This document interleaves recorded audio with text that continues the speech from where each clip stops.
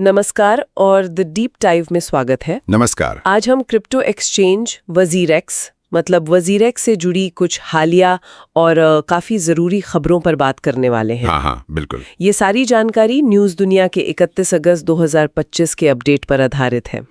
हमारा इरादा है कि इन खबरों के पीछे छुपे मतलब को समझें, खासकर उनके लिए जिनके फंड्स वजीरेक्स से जुड़े हैं या जो इस एक्सचेंज की स्थिति पर नजर रखे हुए हैं। सही बात है। तो चलिए इन ताज़ा घटनाक्रमों को परत दर परत खोलते हैं। बिल्कुल।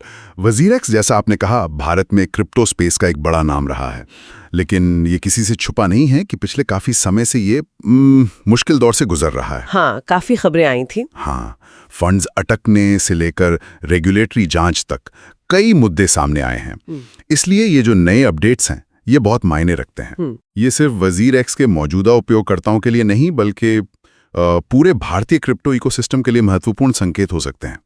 मतलब कैसे एक बड़ा एक्सचेंज मुश्किलों से निकलने की कोशिश कर रहा है। तो सबसे पहले बात करते हैं उस खबर की जिसने शायद सबसे ज्यादा ध्यान खींचा है, वजीरेक्स पर हुए रीवोट यानी दोबारा कराई गई वोटिंग का नतीजा। हाँ, रीवोट। सुनने में आया है कि करीब 95.7% स्कीम क्रेडिटर्स यानी योजना के लेनदारों ने संशोधित पुनर्गठन योजना के हक में वोट दिया है। यह आंकड़ा तो काफी ऊंचा लगता है। हाँ, ये आंकड़ा निश्चित रूप से बहुत ऊंचा है और पहली नजर में काफी सकारात्मक लगता है। स्कीम क्रेडिटर्स मूल रूप से वो व्यक्ति या संस्थाएं हैं जिनका पैसा वजीरेक्स पर बकाया है। अच्छा। इसमें उपयोगकर्ता हो सकते हैं, वेंडर्स हो सकते हैं या अन्य व्यावसायिक भागीदार भी शामिल हो सकते हैं। इस पुनर्गठन योजना का मकसद यही है कि कैसे इन लेनदारों को उनका पैसा वापस किया जाए, शायद किश्तों में या किसी और व्यवस्थित तरीके से। लेकिन 95.7% इसका असल मतलब क्या है? क्या ये दिखाता है कि लेनदारों को इस नई योजना पर पूरा भरोसा है या कुछ और? देखिए, इसके दो पहलू हो सकते हैं। एक तो ये कि लेनदारों को वाकई लगता है कि ये संशोधित योजना मतलब पहले वाली से बेहतर व्यवहारिक है और इससे उन्हें अपना पैसा वापस मिलने की सबसे अच्छी उम्मीद है। हो सकता है। शायद पिछली योजना में कुछ कमियां रही होंगी जिन्हें अब दूर कर लिया गया, जिससे विश्वास बढ़ा है। लेकिन दूसरा पहलू ये भी हो सकता है कि महीनों की अनिश्चितता के बाद लेनदारों को लगा हो कि किसी योजना पर सहमत होना पूरी तरह से अधर में लटके रहने से बेहतर है। अच्छा, मतलब कुछ नहीं से कुछ भला वाली बात। हाँ, एक तरह से, यानी ये बेस्ट पॉसिबल ऑप्शन वाली स्थिति भी हो सकती है, ना कि पूरी तरह से भरोसे वाली। हालांकि कानूनी नजरिए से देखें तो इतना बड़ा बहुमत आमतौर पर ऐसे मामलों में 75% या उससे ज्यादा का आंकड़ा मजबूत माना जाता है। तो 95.7% तो बहुत ज्यादा है फिर। बिल्कुल। ये सिंगापुर कोर्ट के सामने योजना को पेश करते वक्त एक बहुत वजनदार तर्क होगा। ये दिखाता है कि जिनका पैसा फंसा है वो इस समाधान के पक्ष में है। अच्छा, तो ये बहुमत कोर्ट के लिए एक अहम संकेत है और कोर्ट की बात आई है तो अगला कदम यही है कि इस योजना को सिंगापुर कोर्ट में पेश किया जाएगा। हाँ। वजीरेक्स का कहना है कि अगर कोर्ट ने हरी झंडी दे दी तो फंड वितरण 10 कार्य दिवसों के अंदर शुरू हो सकता है। 10 दिन, ये तो सुनने में बहुत तेज लगता है, खासकर अदालती कार्रवाई को देखते हुए। क्या ये थोड़ा ज्यादा आशावादी नहीं? ये सवाल बिल्कुल जायज है। 10 कार्य दिवस की टाइमलाइन वाकई काफी महत्वाकांक्षी लगती है। पहले तो ये समझना होगा कि सिंगापुर कोर्ट क्यों। हाँ, ये मैं भी सोच रही थी। अक्सर कंपनियां, खासकर फिनटेक और क्रिप्टो से जुड़ी, सिंगापुर को अपने लीगल बेस या रजिस्ट्रेशन के लिए चुनती हैं। अच्छा। क्योंकि वहां का कानूनी ढांचा अंतर्राष्ट्रीय वाणिज्य और मध्यस्थता के लिए काफी विकसित माना जाता है और कई बार रेगुलेटरी माहौल भी अनुकूल होता है। संभवतः वजीरेक्स या उसकी पेरेंट कंपनी जेटाई की कानूनी संरचना सिंगापुर से जुड़ी है, इसलिए वहां की कोर्ट का क्षेत्राधिकार बनता है। और ये 10 दिन वाली बात, क्या ये मुमकिन है? देखिए, ये 10 दिन की अवधि संभवतः कोर्ट की मंजूरी मिलने के बाद शुरू होगी, लेकिन कोर्ट मंजूरी कब देगा इसकी कोई गारंटी नहीं है। हाँ, ये तो है। कोर्ट योजना के हर पहलू को देखेगा, लेनदारों के हितों का ध्यान रखेगा और ये सुनिश्चित करेगा कि प्रक्रिया कानूनी रूप से सही हो। इसमें हफ्ते या महीने भी लग सकते हैं। ओहो। इसलिए वजीरेक्स का ये दावा एक तरह से इरादा जाहिर करता है कि वो प्रक्रिया को तेज करना चाहते हैं, लेकिन अंतिम नियंत्रण कोर्ट के हाथ में है। निवेशकों को उम्मीद रखनी चाहिए, लेकिन इस टाइमलाइन को क्या कहते हैं, पत्थर की लकीर नहीं मानना चाहिए। इसे बड़ी तस्वीर में देखें तो कोर्ट की मंजूरी ही वो असली पड़ाव है जिसके बाद फंड वापसी की प्रक्रिया वास्तव में शुरू हो पाएगी। समझ गई। मतलब सिंगापुर कोर्ट का फैसला अभी सबसे अहम है फंड वापसी के लिए, लेकिन इस बीच एक और खबर आई है जो शायद उपयोगकर्ताओं को तत्काल कुछ राहत दे रही है। हाँ, वो INR वाली। हाँ बिल्कुल, वो है INR यानी भारतीय रुपए की निकासी का फिर से शुरू होना। बताया जा रहा है कि ये अब सभी उपयोगकर्ताओं के लिए पूरी तरह से चालू कर दिया गया है। हाँ, ये निश्चित रूप से एक बड़ी राहत है। मतलब उन उपयोगकर्ताओं के लिए जो अपने भारतीय रुपए निकालना चाह रहे थे। बिल्कुल। महीनों से फंसा हुआ पैसा अगर अब निकाला जा सकता है तो ये सीधे तौर पर उनकी आर्थिक स्थिति पर असर डालता है। ये कदम वजीरेक्स के नजरिए से भी महत्वपूर्ण है। कैसे?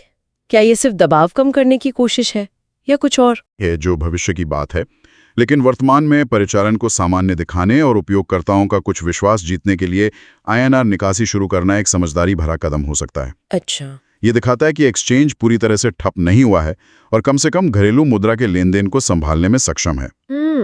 ये बात तो है। ये एक संकेत हो सकता है कि कंपनी जिम्मेदार दिखने और स्थिति को संभालने की कोशिश कर रही है, भले ही क्रिप्टो निकासी या पूर्ण समाधान अभी दूर हो। ये ध्यान देने वाली बात है कि ये तब हो रहा है जब पुनर्गठन योजना पर अंतिम फैसला नहीं आया है। तो हाँ, ये विश्वास बहाली की एक कोशिश जरूर है। ठीक है, तो एक तरफ सिंगापुर में भविष्य की योजना पर काम चल रहा है और दूसरी तरफ भारत में INR निकासी से तात्कालिक राहत दी गई है। लेकिन एक और पेच है, दिल्ली हाईकोर्ट का मामला। हाँ, वो बाइनेंस वाला। हाँ, सुनने में आया है कि कोर्ट ने वजीरेक्स की पेरेंट कंपनी ZTI PT लेड को बाइनेंस के साथ 2019 में हुए किसी कथित सौदे से जुड़े दस्तावेज जमा करने को कहा है।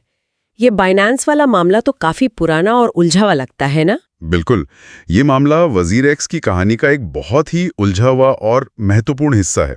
आपको याद होगा 2019 में खबर आई थी कि दुनिया के सबसे बड़े क्रिप्टो एक्सचेंज बाइनेंस ने वजीरेक्स का अधिग्रहण कर लिया है। हाँ, बिल्कुल याद है, बड़ी खबर थी वो। उस समय इसे भारतीय क्रिप्टो बाजार के लिए एक बड़ी घटना माना गया था। लेकिन बाद में जब वजीरेक्स पर रेगुलेटरी समस्या आईं, खासकर ED की जांच, हाँ, तब चीजें बदली। तब बाइनेंस ने सार्वजनिक रूप से ये कहना शुरू कर दिया कि ऐसा कोई अधिग्रहण हुआ ही नहीं था और उनके पास वजीरेक्स के ऑपरेशंस या वॉलेट्स का कोई नियंत्रण नहीं है। हाँ, ये काफी चौंकाने वाला था। मतलब पहले कहा हाँ, फिर कहा नहीं। तो अब दिल्ली हाई कोर्ट क्या जानना चाहता है? कोर्ट ZTI से शायद यही जानना चाहता है कि 2019 में वास्तव में हुआ क्या था। क्या वो एक पूर्ण अधिग्रहण था? क्या कोई शेयर खरीद समझौता, मतलब शेयर परचेज एग्रीमेंट हुआ था? क्या टेक्नोलॉजी या वॉलेट मैनेजमेंट को लेकर कोई करार था? ZTI, जो वजीरेक्स की मालिक कंपनी बताई जाती है, उसके पास इससे जुड़े दस्तावेज होने चाहिए। बाइनेंस का लगातार इनकार करना और ZTI का इस पर शायद चुप रहना, इसी ने मामले को उलझा दिया है। कोर्ट अब इस गुत्थी को सुलझाने के लिए सीधे दस्तावेज मांग रहा है। लेकिन इसका असर मौजूदा स्थिति पर कैसे पड़ सकता है? मतलब पुनर्गठन योजना तो चली रही है सिंगापुर वाले रास्ते से। असर काफी गहरा हो सकता है। सोचिए, अगर यह साबित हो जाता है कि बाइनेंस का वजीरेक्स पर नियंत्रण था या है, तो देनदारियों मतलब लायबिलिटीज का सवाल खड़ा हो जाएगा। ओहो, अच्छा। क्या बाइनेंस भी वजीरेक्स के लेनदारों के प्रति जिम्मेदार है? अगर अधिग्रहण हुआ था तो उसकी शर्तें क्या थीं? क्या बाइनेंस ने जानबूझकर जिम्मेदारी से पल्ला झाड़ा? और अगर नहीं हुआ था अधिग्रहण तो? दूसरी तरफ अगर ये साबित होता है कि अधिग्रहण हुआ ही नहीं था और ZTI ही पूरी तरह जिम्मेदार है, तो ये बाइनेंस को तो पाक साफ कर देगा, लेकिन ZTI पर दबाव बढ़ जाएगा। ये मामला सिर्फ स्वामित्व का नहीं है, बल्कि ये तय कर सकता है कि मुश्किल पड़ने पर कौन जिम्मेदार है और किसके पास संपत्ति मतलब एसेट्स या नियंत्रण है। इसका सीधा असर पुनर्गठन योजना की सफलता और लेनदारों को मिलने वाले पैसे पर भी पड़ सकता है। ये एक तरह से वजीरेक्स की कॉर्पोरेट पहचान और जिम्मेदारी की जड़ पर सवाल उठाता है। बाप रे, तो मतलब ये दिल्ली कोर्ट वाला मामला भी सिंगापुर कोर्ट वाले मामले जितना ही अहम हो सकता है भविष्य के लिए। बिल्कुल हो सकता है। तो अगर हम इन सारी खबरों को एक साथ देखें, रीवोट में भारी समर्थन, INR निकासी का शुरू होना, सिंगापुर कोर्ट में योजना का जाना और दिल्ली कोर्ट में स्वामित्व का सवाल, तो कुल मिलाकर तस्वीर क्या बन रही है? कहाँ खड़े हैं वजीरेक्स के उपयोगकर्ता और निवेशक इस वक्त? तस्वीर मिली-जुली है, यासा ने कहा। इसमें उम्मीद की किरणें भी हैं और अनिश्चितता के बादल भी। सकारात्मक पक्ष देखें तो पहला, रीवोट का नतीजा 95.7% समर्थन एक बड़ी मनोवैज्ञानिक और कानूनी बढ़त है। ये दिखाता है कि लेनदार समाधान चाहते हैं और मौजूदा योजना को एक मौका देने को तैयार हैं। ठीक है। और दूसरा INR निकासी। ये उपयोगकर्ताओं के लिए ठोस राहत है और कंपनी की ओर से एक सकारात्मक कदम है कि वो परिचालन बनाए रखने की कोशिश कर रहे हैं। और अनिश्चितता वाले पहलू वो कौन से? अनिश्चितता वाले पहलू भी उतने ही महत्वपूर्ण हैं। पहला, सिंगापुर कोर्ट की मंजूरी। फंड वितरण पूरी तरह से इस पर निर्भर है। कोर्ट की प्रक्रिया में कितना समय लगेगा और क्या कोर्ट योजना को बिना किसी बदलाव के मंजूरी देगा, ये अभी साफ नहीं है। वो 10 दिन की टाइमलाइन, जैसा हमने कहा, महत्वाकांक्षी है। हाँ, वो तो है। और दूसरा, दिल्ली हाईकोर्ट का मामला, ये स्वामित्व और अंतिम जिम्मेदारी का बड़ा सवाल खड़ा करता है। इसका नतीजा न सिर्फ जटाई और बाइनेंस के रिश्तों को स्पष्ट करेगा, बल्कि पुनर्गठन योजना की व्यवहार्यता और देनदारियों के आवंटन पर भी असर डाल सकता है। मतलब अगर दिल्ली कोर्ट से कुछ बड़ा निकलता है तो? हाँ, अगर यहाँ कोई बड़ा खुलासा होता है तो मौजूदा योजना पर भी सवाल उठ सकते हैं। तो संक्षेप में कह सकते हैं कि गाड़ी आगे बढ़ी है, लेकिन मंजिल अभी दूर है और रास्ते में कुछ बड़े मोड़ आ सकते हैं। बिल्कुल सही कहा, बिल्कुल। स्थिति निश्चित रूप से पहले से बेहतर दिख रही है, खासकर रिवोकेट और आईएनआर निकासी के बाद एक दिशा नजर आ रही है, लेकिन अंतिम समाधान अभी भी अदालती प्रक्रियाओं और फैसलों पर निर्भर है। उपयोगकर्ताओं और निवेशकों के लिए सलाह यही होगी कि वो आशावादी रहें, लेकिन सतर्क भी। उन्हें आधिकारिक घोषणाओं पर नजर रखनी चाहिए और ये समझना चाहिए कि पूरी तस्वीर साफ होने में अभी और समय लग सकता है। ये एक मैराथन है, स्प्रिंट नहीं। तो ये थी वजीर एक्स से जुड़ी कुछ ताज़ा और अहम जानकारियां।